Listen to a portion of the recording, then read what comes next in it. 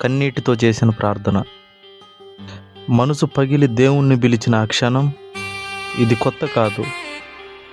ఇది వేల సంవత్సరాలుగా సనాతన ధర్మంలో ఉన్న పవిత్రమైన భక్తి మార్గం.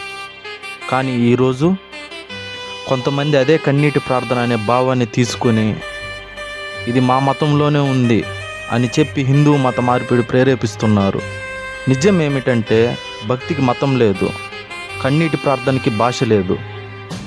దేవుడి ముందు నిజమైన హృదయం ఉంటే చాలు.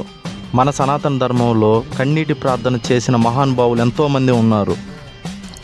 ఉదాహరణకి ప్రహ్లాదుడు చిన్న వయసులోని హింసలు భరించి కన్నీళ్లతో నారాయణ అని పిలిచాడు. ఆ భక్తికి స్పందించిన శ్రీహరి నరసింహ అవతారంలో ప్రత్యక్షమయ్యాడు. మరియు ద్రౌపది అన్ని దారులు మూసుకుపోయినప్పుడు సభ మధ్యలో చేతులెత్తి గోవిందా అని ఏడ్చింది. ఆ ఒక్క కన్నీటి పిలుపుకే శ్రీకృష్ణుడు పరిగెత్తి వచ్చాడు. గజేంద్రుడు, ధ్రువుడు, శబరి ఇలా ఎంతోమంది పుణ్యాత్ములు తన కన్నీటితో ప్రార్థన చేసి డైరెక్ట్ దేవుడి దర్శనం పొందారు. ఇప్పుడు ఒక్కసారి ఆలోచించండి.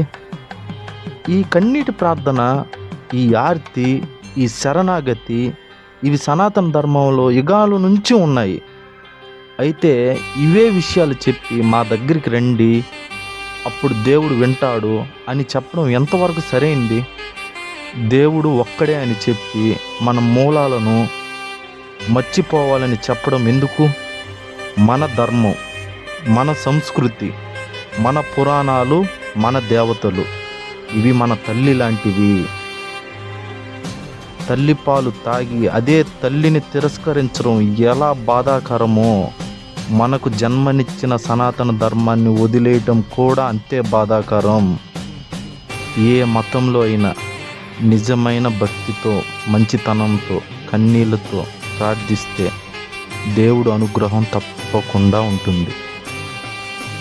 కానీ మన ధర్మంలో ఉన్న గొప్పతనాన్ని తెలియకుండా ఇతరులు చెప్పింది నిజమని నమ్మి మన మూలాలను వదిలేయటం సరైన పద్ధతి కాదు.